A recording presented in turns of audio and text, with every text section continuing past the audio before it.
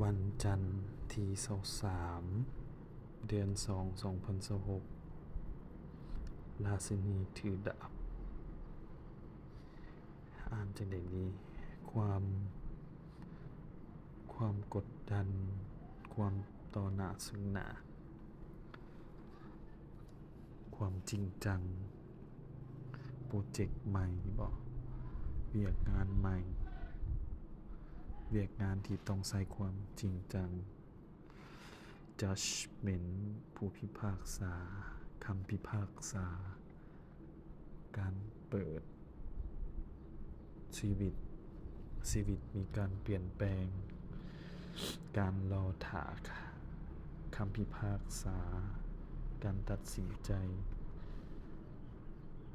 เรื่องราวเก่าๆปัญหาเก่าๆสิ่งที่ตายไปแล้วปัญหาที่มันเกิดขึ้นการเปลี่ยนแปลงรายได้โชคลาภสิ่งที่ปรารถนาการขอพรแล้วสำเร็จผลอาชีพหลายทางรายได้หลายทางเงินเข้าหลายทางความหักมาหาความสุขความสมหวังความปรารถนา The Word ความหมายถึงความสุขความสมหวังความปรารถนาทรัพย์สินเงินคำความหักอำนาจ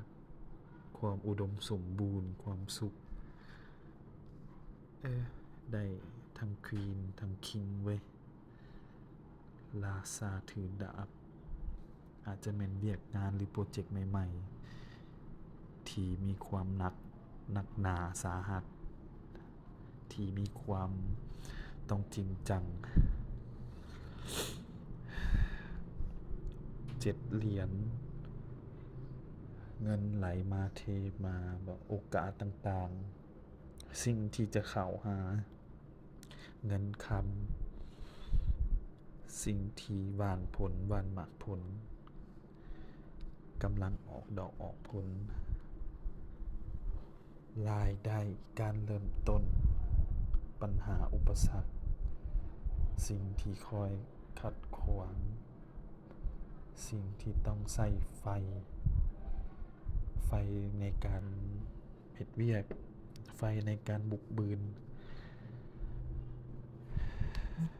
การแตกสลายการเปลี่ยนแปลงสิ่งที่ขอการพลิกผันความปรารถนาสิ่งที่อยากได้การเปลี่ยนแปลงกระทันหันที่เกิดขึ้นความหักมีการเปลี่ยนแปลงการผิดเถียงกันตกจากที่สูงระวังสิ่งของแตกหักงานศาลบ้านซองมีอุบัติเหตุสิ่งต่างๆเรื่องสำคัญเรื่องใหญ่ๆการเปลี่ยนแปลงที่มันจะเกิดขึ้น